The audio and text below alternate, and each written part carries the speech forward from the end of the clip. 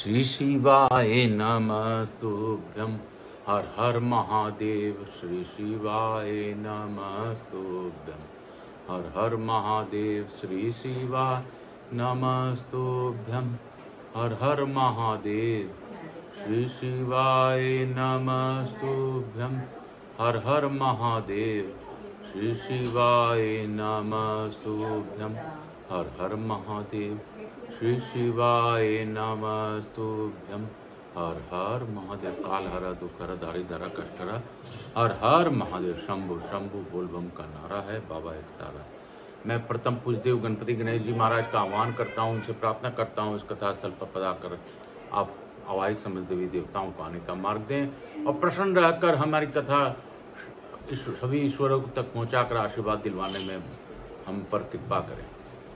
हे गणेश जी महाराज, मुझसे किसी प्रकार की त्रुटि हो रही हो तो भी क्षमा करें। मैं यहाँ के स्थान देवता, वास्तु देवता, ग्राम देवता, क्षेत्रपाल देवता, समस्त देवी देवताओं का आह्वान करता हूँ। मैं अपने भोलेनाथ मैया पार्वती को शिव परिवार के साथ आह्वान करता हूँ तथा प्रार्थना करता हूँ इस कथा को श्रवण कर अपनी अखंड कृपा बनाए रखें। मैं अपने भोलेनाथ मैया पार्वती से अनुरोध करता हूँ गोरबिंद और आकाशन ग्रहण करें। उमा शंकर नारायणी रूप में जिस प्रकार यह कथा सुन रहे हैं वह सुनते हुए हम सभी लोगों को कृतार्थ करें। मैं अपने पूर्वजों को मनन करते हुए तथा अपने श्रोताओं के पूर्वजों को मनन करते हुए उनको इस कथा स्थल पर पधार कर कथा श्रवण करने का आमंत्रण देता हूँ। मैं अपने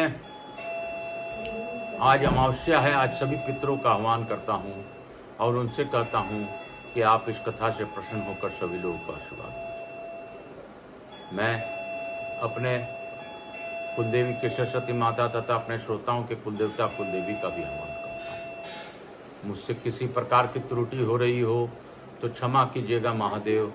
मैं तो बस आपके शरण में हूँ और शरण में ही रहूँगा।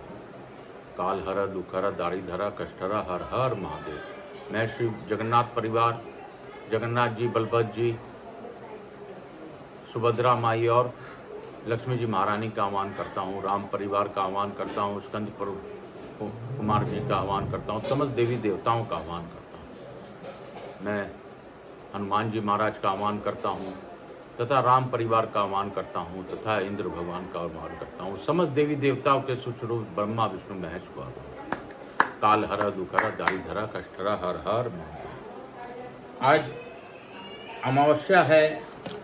आज हमारे पितृ पृथ्वी लोक की ओर आते हैं तो इसमें हमें शंका नहीं होनी चाहिए। कल हम लोगों ने पढ़ा था कि इस विष्णु स्तोत्र का सदैव पाठ किया, तत्पश्चात नर्मदा के जल से स्नान और अनेक प्रकार के दान करके राजा नाभाग अपनी पुरी को गए। जो इस स्तोत्र द्वारा भगवान जनार्दन की स्तुति करता उसका इस घोर संसार सागर में पुनरागमन नहीं होता। बड़ो शंकर भगवान है की। मार्कंडेय जी कहते हैं, युधिष्ठिर, प्राचीन त्रेता युग की बात है। पुलस्त्य पौत्र त्रिलोकी विजयी रावण देवताओं के लिए कंटक हो गया था। वह वरदान पाकर देवता, दानव, यक्ष, गंधर्व, नाग तथा राक्षस सबके लिए अवध हो गया था और पृथ्वी पर सब और इच्छा अनुसार विचरण करता था। उन दिनों परम सुंदर देवनगिरी पर मय नाम से विख्यात एक बलोन्मत्त दानव रहता था। रावण वहां मय को उपस्थित जान उसके समीप जाकर विनती पूर्वक भाव से खड़ा हो गया। मैंने दान और सम्मान पूर्वक रावण का स्वागत सत्कार किया। तब रावण ने मय से पूछा, प्रभु यह किसकी कन्या है, इसका नाम क्या है और किस लिए उग्र तपस्या कर रही है। मैं बोला, राक्षस राज, मैं दानवों का राजा मैं हूँ। मेरी पत्नी का नाम तेजवती है। यह सुंदरी कन्या मेरी ही है। इसका नाम मंदोदरी है। यह पति के लिए तपस्या कर रही है। माय का यह वचन सुनकर मंदोन्मत्त रावण मय से विनीत होकर बोला, महाभाग में देवताओं और दानवों का दर्प दलन करने वाला पुलस्त्य पुत्र राजा रावण हूँ और आपसे प्रार्थना करता हूँ कि आप अपनी कन्या मुझे दे दें। उसे पितामह ब्रह्मा जी के कुल में उत्पन्न जान ब्रह्मात्मा मय ने भी विधि विधान के से उसके साथ अपने पुत्री का विवाह कर दिया। मंदोदरी को लेकर दुरात्मा द्वारा पूजित राक्षस दिव्य विमानों पर बैठकर उसके साथ क्रीड़ा करने लगा। कुछ काल में पुत्रवानों में श्रेष्ठ रावण ने एक पुत्र को जन्म दिया। उस पुत्र ने जन्म लेते ही सर्व तर्क मेघ के समान बड़ी गर्जना, भारी गर्जना की। इसलिए ब्रह्मा जी ने उसका नाम मेघनाद रख दिया।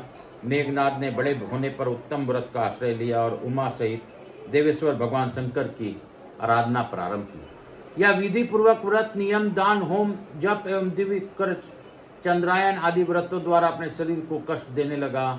एक दिन मेघनाद कैलाश पर्वत पर गया और वहां से एक शिवलिंग लेकर दक्षिण दिशा की ओर लौट पड़ा। नर्मदा के किनारे पहुंचने पर उसने उस लिंग को एक स्थान पर रख दिया और स्नान करके महादेव जी का पूजन किया। फिर अपना जप पूरा करके जब वह लंका में जाने को उद्यत हुआ, तब उसने वहां पड़े हुए एक अन्य शिवलिंग को बाएं हाथ में उसे उठाया। इस प्रकार जब वह पहले वाले और दूसरे वह शिवलिंग को भी भक्ति पूर्वक ले जाने लगा, तब महादेव जी का वह शिवलिंग नर्मदा के जल में गिर पड़ा और दूसरा भी नर्मदा के उत्तर तट पर गिर गया। जो नर्मदा के उत्तर तट पर गिरा, वहां शोभायमान लिंग वहां मेघनादेश्वर के नाम से विख्यात हुआ, और जो जल के भीतर गिर पड़ा उसका नाम मध्यमेश्वर हुआ। मेघनाथ उसे लिंग को उठाना चाहता था पर सफल न हुआ। उन दोनों विग्रहों का अभिप्राय जानकर वह राक्षस आकाश मार्ग से लौट गया। तभी से वह तीर्थ मेघनाथ तथा मेघारव नाम से विख्यात हुआ। उत्तर तट पर खेटक नाम उत्तर तीर्थ हुआ। उसके पूर्व भाग में सब पापों का नाश करने वाला गर्जन नामक तीर्थ है। राजेंद्र, जो इस तीर्थ में स्नान और एक दिन रात का उपवास करता है, वह सनातन कल्याण का भागी होता है। जो इस तीर्थ में पिंड दान करता है, उसके देवलोक में पितृगण 12 वर्षों तक तृप्त रहते हैं। जो वहाँ ब्राह्मणों का भोजन कराता है, वह योगी जन को मिलने वाले उत्तम फल को पाता है। बोलो शंकर भगवान की जय। बोलो काशी विश्वनाथ की जय।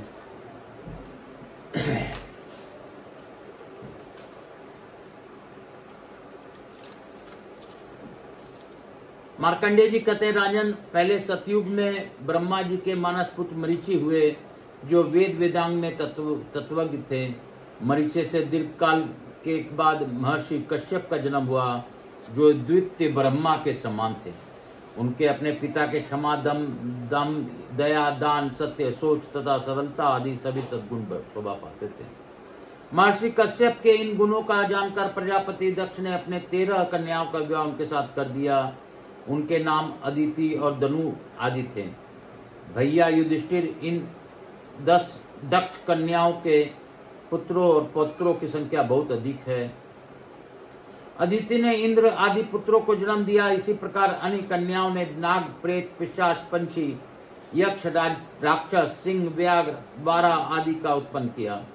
महाभाव प्रजापति कश्यप के पुत्रों में चराचर प्राणियों सहित समस्त त्रिलोकी की व्याप्त हो गई। युधिष्ठिर दक्ष कन्या दनु के गर्भ से एक पुत्र उत्पन्न हुआ, जिसका नाम करंज था। दानव करंज में राजा बलि की बातें सभी प्रकार के उत्तम गुण विद्यमान थे। उसने बड़ी भारी तपस्या की। तब महादेव जी ने उसे दर्शन देकर कहा, करंज, तुम्हारा मन में जो इच्छा हो उसके अनुसार वर मांगो। करंज बोला, प्रभु, मुझे पुत्र और पुत्रों के साथ धन दीजिए। तथास्तु कहकर पार्वती सहित शिव वृषभ पर आरूढ़ हो वहां से अंतर्ध्यान हो गए। तब वह दैत्य भी प्रसन्नता पूर्वक अपने नाम से महादेव जी की स्थापना करके घर को लौट गया। तभी से उस स्थान को करंजेश्वर तीर्थ के नाम से प्रसिद्ध हुई। राजन, वहां स्नान मात्र करने वाले मनुष्य ब्रह्म हत्या जैसे पापों से भी मुक्त हो जाता है।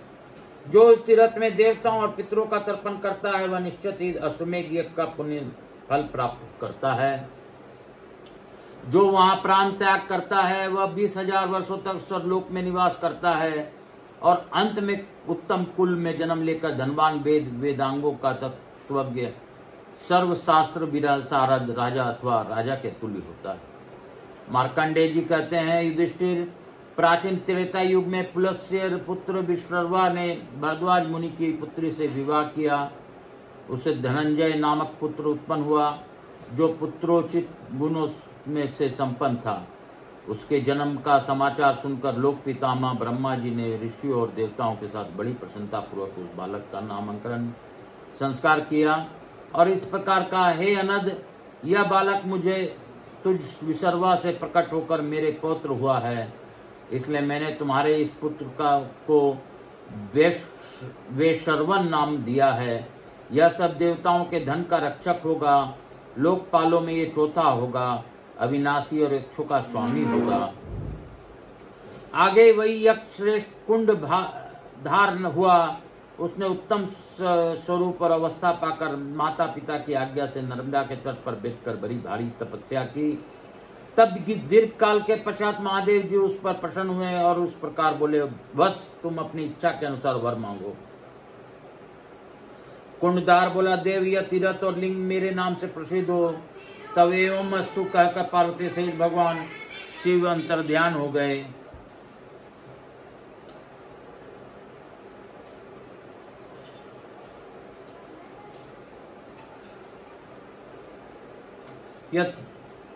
तब एवं अस्तु कहकर पार्वती सहित भगवान शिव अंतर्ध्यान हो गए। काशमार्ग से कैलाश पर्वत को चले गए। तदंतर उस यक्ष ने भी आनंद युक्त हो वहां कुंडलेश्वर महादेव की स्थापना की। विविध उपचारों के साथ शिवलिंग का पूजन और अन्न पान आदि तथा वस्त्र आभूषण आदि के द्वारा ब्राह्मणों को तृप्त करके महादेव जी को संतुष्ट करने के अनंतर वह अपने घर को लौट गया। तब से वह तीर्थ तीनों लोकों में कुंडलेश्वर के नाम से विख्यात हुआ। जो कोई भी उस तीर्थ में उपवास पूर्वक ईशान देव का पूजन करता है वह सब पापों से मुक्त हो जाता है। उस तीर्थ में स्नान करके जो ब्राह्मण ऋग्वेद, यजुर्वेद और सामवेद के एक एक ऋचा का भी पाठ करता है उसे चारों वेदों का पाठ का फल प्राप्त होता है। जो मनुष्य वहां ब्राह्मणों के लिए गोदान अथवा अन्नदान करता है उसे गौ तथा उसके सनातनों के शरीर में जितने रोए होते हैं, संतानों के शरीर में जितने रोए होते हैं उतने हजार वर्षों तक वह दाता स्वर्गलोक में प्रतिष्ठित होता है। बोलो शंकर भगवान की जय। बोलो नर्मदा माई की जय। बोलो कुंडलेश्वर महादेव की जय। हर हर महादेव शंकर शंभु बोल बम का नारा है, बाबा एक सहारा। हम लोग आज की कथा को यहीं पे विराम देंगे और यही प्रार्थना करेंगे जिस प्रकार कुंडलेश्वर महादेव में गौदान और पिंडदान इत्यादि करने से पितरों की मुक्ति मिलती है, हमारे इस कथा के माध्यम से भी हमारे पूर्वजों को मुक्ति मिले। अपनी अखंड कृपा बनाए रखें महादेव। दया कीजिए महादेव, आपके बिना इस सृष्टि में कुछ नहीं है। काल हरा दुख हरा दारी धरा कष्ट हरा, हर हर महादेव शंभु शंभु बोल बम का नारा है, बाबा एक सहारा है। मैं यही कहूंगा कि भजाकर तू श्री शिवाय नमस्तुभ्यं।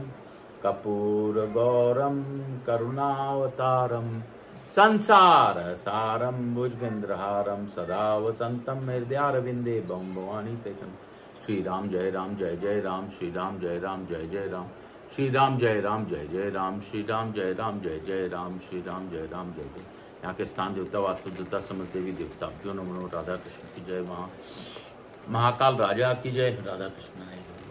मातृ देवी व पितृदेव व सब पितृ देवताभ्याम नमो नमः। समस्त देवी देवताभ्यो नमो नमः। ग्राम देवताभ्यो नमः। क्षेत्रपाल देवताभ्यो नमः। मैं सबको वंदन करते हुए मैं प्रथम कुल देव गणपति गणेश जी महाराज, लक्ष्मी जी महाराज, रिद्धि सिद्धि शुभ लाभ कुबेर जी महाराज से अनुरोध करता हूँ कि सभी लोगों को आशीर्वाद प्रदान कर हमारे यहाँ निवास रहकर अखंड कृपा बनाए रखें। आवाई समस्त देवी देवताओं से अनुरोध करता हूँ कि आप प्रसन्न होइए, मुझ पर दया कीजिए, हमारे परिवार पर दया कीजिए और आप अखंड कृपा बनाते हुए सभी लोगों को बाबा आशीर्वाद दीजिए।